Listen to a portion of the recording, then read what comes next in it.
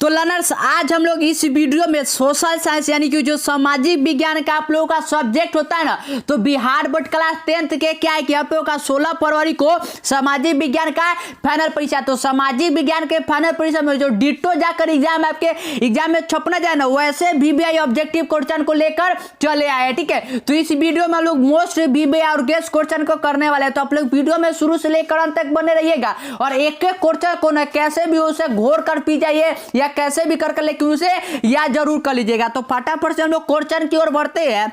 तो पहले क्वेश्चन की ओर बढ़ते हैं ना सोशल साइंस के। ठीक है, तो जो पहला क्वेश्चन यहाँ पर है वो बहुत ज्यादा VBI क्वेश्चन है। क्या है कि एशिया और यूरोप के बीच कौन प्राचीन स्थल व्यापारिक मार्ग था। पूछा गया है कि एशिया और जो यूरोप है ना, उनके बीच में प्राचीन स्थल में व्यापारिक मार्ग कौन था। तो ये तो बार बार आप लोग पढ़ते हैं क्या कि सिल्क रूट। सिल्क रूट मतलब क्या है कि रेशम मार्ग। तो राइट आंसर बी हो जाएगा रेशम मार्ग।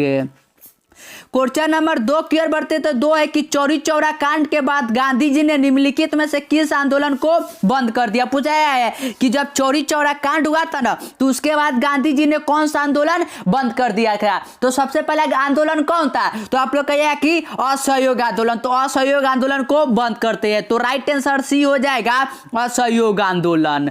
क्वेश्चन नंबर 3 की ओर बढ़ते हैं तो 3 इस प्रकार से कि अंतर्राष्ट्रीय मजदूर दिवस कब मनाया जाता है। अंतर्राष्ट्रीय मजदूर दिवस पूछा गया है कि कब मनाया जाता है। तो कब, तो 1 मई को। तो राइट आंसर बी हो जाएगा।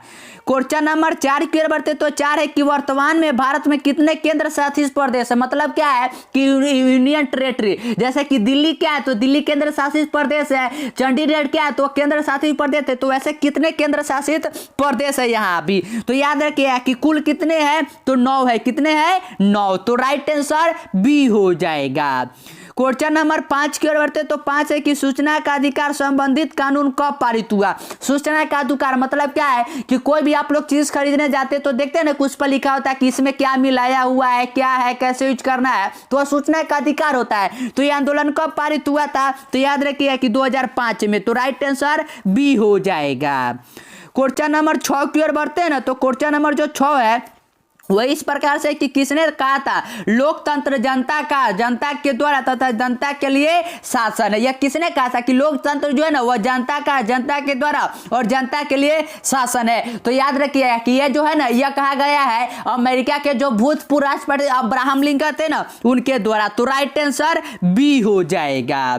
क्वेश्चन नंबर 7 की ओर बढ़ते तो 7 है कि पंचायती राज संस्था को संवैधानिक जनता किस संशोधन द्वारा से प्राप्त हुआ था। मतलब कि पंचायती राज अब सभी राज्य में होता है ना, तो पंचायती राज कौन सा संशोधन द्वारा जुड़ा था। तो याद रखिए कि पंचायती राज जो है ना, यह क्या है कि 74वें संशोधन द्वारा जुड़ा था। क्वेश्चन नंबर 8 की ओर बढ़ते तो 8 इस प्रकार से कि भारत में लोकतंत्र की सफलता की क्या बाधा है। पूछा गया है कि अगर हमारे भारत में लोकतंत्र को सफल बनाना है तो इसके लिए क्या बाधा आ रहा है। तो सिंपल है कि अच्छी, मतलब कि यहाँ पर क्या है कि लोग शिक्षित नहीं है। दूसरा है कि गरीबी, हमारे भारत में गरीबी कितना है ये तो सभी जानते हैं, और साथ ही साथ बेरोजगारी। तो यह तीनों के तीनों क्या है कि सफलता की बाधा है। तो राइट आंसर डी हो जाएगा। क्वेश्चन नंबर 9 की ओर बढ़ते तो 9 है कि बिहार में रज्जू मार्ग कहाँ है। रज्जू मार्ग पूछा गया है कि बिहार में कहाँ है। तो याद रखिएगा कि यह बिहार शरीफ में, कहाँ है, बिहार शरीफ में। क्वेश्चन नंबर 10 की ओर बढ़ते तो 10 है कि सासाराम नगर का विकास कब हुआ। पूछा गया है कि जो सासाराम नगर हमारे बिहार में है ना, तो इसका पूछा गया है कि विकास जो है ना यह कब हुआ था। तो याद रखिए कि सासाराम का जो विकास हुआ था यह मध्य युग में हुआ था। किसमें, मध्य युग में। क्वेश्चन नंबर 11 की ओर बढ़ते तो 11 है कि गोविंद सागर कृत्रिम जलाशय संबंधित है। यह बहुत ज्यादा VBI क्वेश्चन है। ठीक है, क्योंकि यह है ना कि यह लगातार न्यूज में इस बार बना था, तो हो सकता है कि इस बार यह डिट्टो पूछा गया कि जो गोविंद सागर कृत्रिम जलाशय है ना वह किससे संबंधित है। तो यह किससे संबंधित है, तो याद रखिए कि यह भांगरा नांगल बांध से। किससे है, भांगरा नांगल बांध से। क्वेश्चन नंबर 12 की ओर बढ़ते तो 12 है कि सर्वाधिक भूस्खलन प्रवण राज्य। सर्वाधिक पूछा गया है कि जो भूस्खलन प्रवण राज्य होता है ना वह कौन सा राज्य है। तो याद रखिए कि उत्तराखंड क्या है कि पहाड़ों पर, हमारे है ना कि यूपी के बगल में, तो उत्तराखंड क्या है कि पहाड़ों पर, तो वहां पर क्या है कि सबसे ज्यादा मिट्टी का कटाव होता है यानी कि भूस्खलन होता है। तो राइट आंसर ए हो जाएगा उत्तराखंड। क्वेश्चन नंबर 13 की ओर बढ़ते तो 13 है क्या कि बिहार का कौन सा सर्वाधिक सूखा प्रवण है। हमारे बिहार का कौन सा भाग जो है ना जहां पर क्या है कि सर्वाधिक सूखा प्रवण है, कौन सा भाग है जो है ना सबसे ज्यादा सूखा है। तो याद रखिए कि पूर्वी बिहार जो है ना वह सबसे ज्यादा सूखा प्रवण है। क्वेश्चन नंबर 14 की ओर बढ़ते हैं। तो 14 में क्या कि 1871 में कौन सी संधि हुई थी, पूछा गया है कि 1871 में ना वह कौन सा संधि हुआ था। तो याद रखिए कि 1871 में ना फ्रैंकफर्ट की संधि हुआ था। किसकी हुआ था, तो फ्रैंकफर्ट की संधि। तो राइट आंसर ए हो जाएगा। क्वेश्चन नंबर 15 की ओर बढ़ते तो 15 की 1830 की क्रांति के बाद फ्रांस में किस प्रकार की शासन स्थापित हुआ था। पूछा गया है कि जब 1830 में फ्रांस में क्रांति हुआ था ना तो उसके बाद कौन सा शासन का स्थापित हुआ था। तो उसके बाद शासन आप लोग याद रखिए कि संवैधानिक राजतंत्र हुआ था। क्या हुआ था, संवैधानिक राजतंत्र। तो राइट आंसर बी हो गया। क्वेश्चन नंबर 16 की ओर बढ़ते तो 16 में क्या है कि रूस की बोल्शेविक क्रांति का नेतृत्व किसने किया। तो सिंपल है कि बोल्शेविक क्रांति जो है यह किसने किया था, तो नेप। आप लोग याद रखिए कि नेप और बोल्शेविक क्रांति दोनों का जो है ना यह किसने किया था, तो लेनिन ने। किसने, लेनिन ने। तो राइट आंसर सी हो जाएगा। क्वेश्चन नंबर 17 की ओर बढ़ते तो 17 की भारत में राष्ट्रीय आय की गणना कौन करता है। यानी कि हमारे यहाँ पर मतलब कि राष्ट्रीय आय जो है ना उसकी गणना कौन करता है, यही पूछा गया है। तो याद रहे क्या, सिंपल सा क्या है कि केंद्रीय सांख्यिकी संगठन यानी कि CSO करता है। कौन करता है, CSO। क्वेश्चन नंबर 18 की ओर बढ़ते तो 18 इस प्रकार से कि निम्न में कौन पिछड़ा राज्य है। पूछा गया है कि इन चारों में कौन सा जो है ना कि वह पिछड़ा राज्य है। तो सिंपल याद रखिए कि जो पिछड़ा यहाँ पर है ना वह हमारा बिहार है, क्योंकि बिहार तो आप लोग जानते हैं कि ये क्या है कि पिछड़ा राज्य है। तो राइट आंसर डी हो जाएगा। क्वेश्चन नंबर 19 की ओर बढ़ते तो 19 है कि आर्थिक क्रियाओं का क्या उद्देश्य है। आर्थिक क्रियाओं का पूछा गया है कि क्या उद्देश्य है। तो आर्थिक क्रियाओं का उद्देश्य क्या होता है कि जीविका पोर्जन। क्या होता है, जीविका पोर्जन। तो राइट आंसर डी हो जाएगा। और ये सभी क्वेश्चन ना बहुत ज्यादा VVI क्वेश्चन है। ये सभी क्वेश्चन गैस और जो मिक्स होता है ना वह क्वेश्चन है। एक भी क्वेश्चन को आप लोग नहीं छोड़िए, सभी क्वेश्चन को ना जैसे वैसे याद कर चाहिए, क्योंकि डिट्टो आपके एग्जाम में सपने वाले सभी प्रश्न है। क्वेश्चन नंबर 20 की ओर बढ़ते तो 20 है कि भारत का राष्ट्रीय आय का सर्वप्रथम अनुमान किसने लगाया था। तो सिंपल है कि सबसे प्रसिद्ध जो अनुमान लगाया गया था ना यह दादा भाई नौरोजी द्वारा लगाया गया था। तो राइट आंसर डी हो जाएगा। क्वेश्चन नंबर 21 की ओर बढ़ते तो 21 है कि दीर्घकालीन ऋण प्रदान करने वाली संस्था कौन सी है। पूछा गया है कि जो दीर्घकालीन मतलब कि लंबे समय के लिए जो ऋण मतलब देता है ना वह कौन सी संस्था है। तो याद रखिए कि भूमि विकास बैंक। कौन देता है, भूमि विकास बैंक। क्वेश्चन नंबर 22 की ओर बढ़ते तो 22 है क्या कि उपभोक्ता अधिकार दिवस कब मनाया जाता है। पूछा गया है कि जो उपभोक्ता मतलब कि हम लोग क्या है कि किसी भी अगर चीनी खरीदते हैं या फिर मतलब तेल खरीदते कुछ भी खरीदते तो हम लोग उपभोग करते हैं, तो उसके अधिकार का दिवस पूछा गया है कि कब मनाया जाता है। तो याद रखिए कि 15 मार्च को। कब, 15 मार्च को। क्वेश्चन नंबर 23 की ओर बढ़ते तो 23 में क्या कि पंजाब में भूमि निम्नीकरण का मुख्य कारण क्या है। पूछा गया है कि जो पंजाब है ना तो वहां पर भूमि का जो निम्नीकरण है उसका मुख्य कारण क्या है। तो उसका मुख्य कारण सिंपल याद रखिएगा कि क्या है कि वहां पर अधिक सिंचाई। क्या है, अधिक सिंचाई। क्वेश्चन नंबर 24 की ओर बढ़ते तो 24 है कि सोपानी कृषि प्रचलित है। सोपानी कृषि पूछा गया है कि यह प्रचलित जो है ना यह कहां पर है। यह बहुत ज्यादा VVI क्वेश्चन है, ठीक है। सोपानी कृषि को ही हम लोग क्या कहते हैं, तो सीढ़ी नुमा खेती कहते हैं। तो सीढ़ी नुमा मतलब क्या है कि पहाड़ रहेगा वहीं पर तो सीढ़ी नुमा खेती होगा। तो सीढ़ी नुमा कौन सा राज्य है, मतलब कि जहां पर पहाड़ उहाड़ जाता है, तो उत्तराखंड। तो याद रखिए कि सोपानी कहां पर है प्रचलित, तो उत्तराखंड में। क्वेश्चन नंबर 25 की ओर बढ़ते तो 25 है कि बिहार में प्राय कैसी मिट्टी पाई जाता है। जो हमारा बिहार राज्य है ना तो पूछा गया कि हमारे बिहार में कौन सा मिट्टी जो है ना वह प्राय पाया जाता है। तो कौन सा मिट्टी पाया जाता है, तो याद रखिए कि जलोढ़ मिट्टी। कौन सा है, जलोढ़ मिट्टी। क्यों, क्योंकि हमारे यहाँ लगातार क्या है कि बाढ़ आते रहता है। क्वेश्चन नंबर हम लोग 26 की ओर बढ़ते हैं तो 26 इस प्रकार से है कि आयुर्वेद का जनक किन्हें कहा जाता है। पूछा गया है कि जो आयुर्वेद होता है ना तो आयुर्वेद का जनक किन्हें कहा जाता है। तो आयुर्वेद का जनक ना सिंपल आप लोग याद रखिएगा कि चरक को कहते हैं। किसको कहते हैं, चरक को।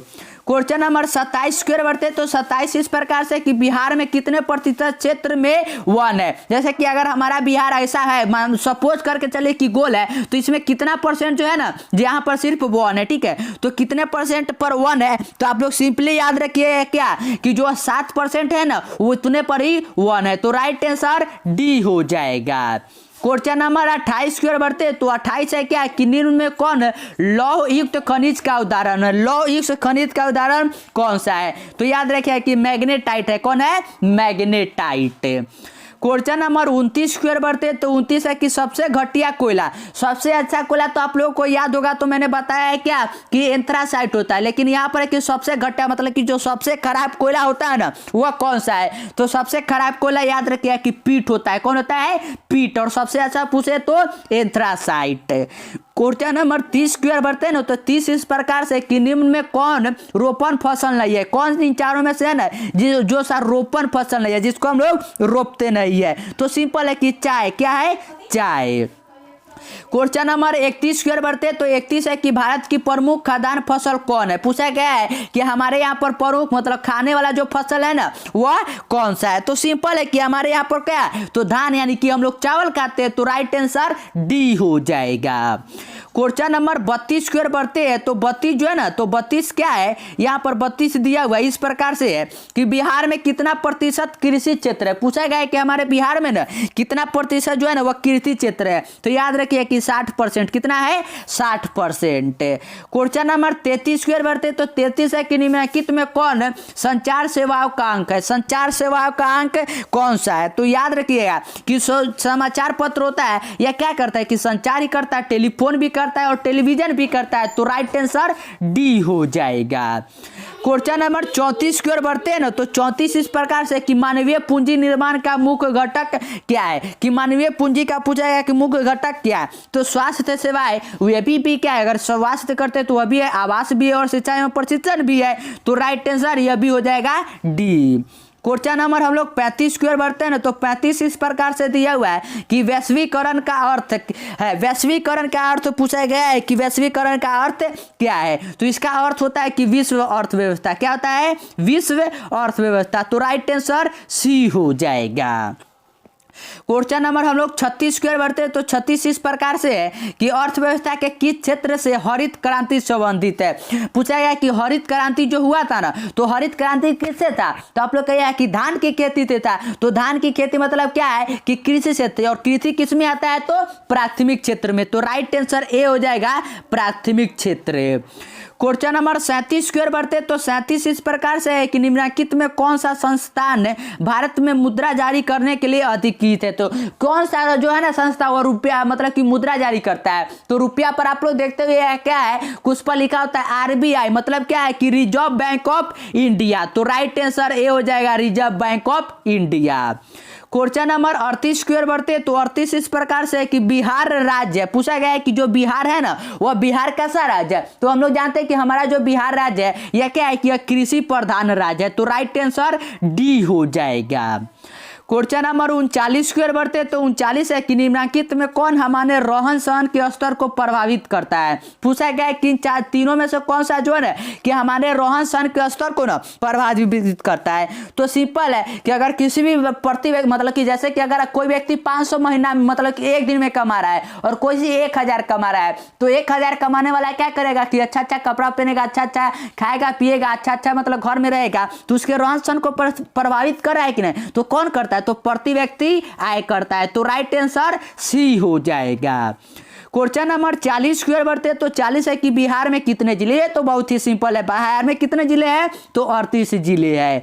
क्वेश्चन नंबर 41 की ओर बढ़ते तो 41 है कि संपूर्ण क्रांति का नेतृत्व किसने किया, तो किसने किया था, तो आप लोग बार बार सुनते हुए कि जेपी मतलब कि जयप्रकाश नारायण, तो राइट आंसर डी हो जाएगा। क्वेश्चन नंबर 42 की ओर बढ़ते हैं। तो 42 है कि बांग्लादेश कब स्वतंत्र हुआ। पूछा गया है कि जो बांग्लादेश पड़ोसी हमारा देश है ना, तो वह कब स्वतंत्र हुआ था। तो याद रखिए कि 1971 में, जब इंदिरा गांधी जी क्या थी कि हमारे देश की प्रधानमंत्री थी।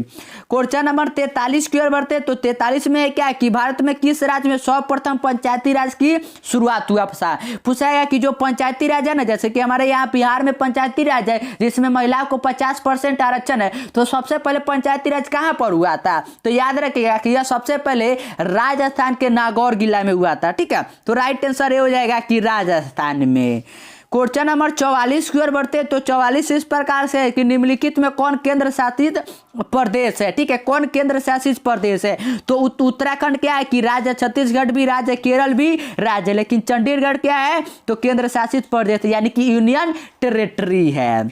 क्वेश्चन नंबर 45 की ओर बढ़ते तो 45 है कि संघ सरकार का उदाहरण। संघ सरकार का उदाहरण पूछा गया है कि कौन सा है। तो सिंपल है कि कौन है तो अमेरिका। कौन है अमेरिका, क्योंकि वह क्या है कि बहुत छोटे छोटे मतलब कि जो राज्य थे ना उन्हें अपना एक बना लेता है, उसके बाद वह देश चलाता है।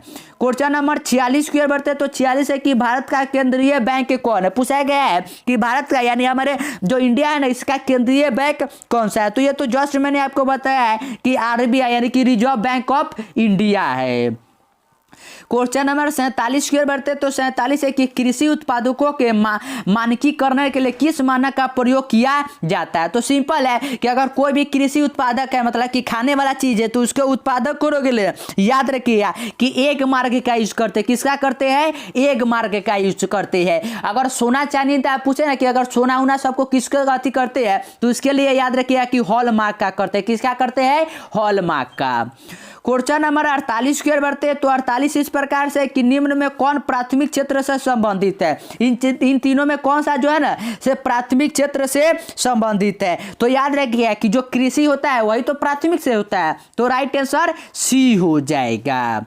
और क्वेश्चन नंबर हम लोग 49 की ओर बढ़ते तो 49 है कि तीन कठिया प्रणाली किन पर लागू थी। पूछा गया है कि जो तीन कठिया प्रणाली था ना तो वह किस पर लागू था। तो सिंपल है कि तीन कठिया प्रणाली जो था यह उसमें क्या है कि आप लोग को चंपारण सत्याग्रह पर गांधी जी करते हैं तो वही तो करते हैं यानी किसानों पर लागू था। तो राइट आंसर ए हो जाएगा। और क्वेश्चन नंबर जो 50 वह इस प्रकार से है कि जलियांवाला बाग हत्याकांड की जांच के लिए सरकार ने किस समिति का गठन किया था। जो जलियांवाला बाग हत्याकांड 13 अप्रैल 1919 को हुआ था तो उसके जांच के लिए कौन से सरकार ने गठन किया था। तो इसका आंसर आप लोग क्या करिएगा कि कमेंट सेक्शन में बताइएगा। ठीक है, और आंसर आप लोग कमेंट सेक्शन में जरूर बताइएगा, क्योंकि आंसर बताते हैं ना तो इससे हमें मोटिवेट मिलता है कि हाँ चलिए बच्चे सबको आंसर मालूम है। और आप लोग क्या करिए कि आप लोगों का जो है ना अब मुश्किल से क्या है कि 30 या 31 दिन ही बच चुके हैं एग्जाम के लिए। तो आप लोग लगातार मतलब जो भी वीवीआई क्वेश्चन मिले, जो भी मॉडल पेपर, क्वेश्चन बैंक जो भी मिले सभी क्वेश्चन को सॉल्व करते चलिए। और मतलब कि ताकि आपके एग्जाम का समय कम बचा तो एग्जाम में अच्छा स्कोर कर पाए। और चैनल पे नए तो चैनल को सब्सक्राइब भी कर लीजिए और दोस्तों के साथ वीडियो को शेयर भी कर दीजिए।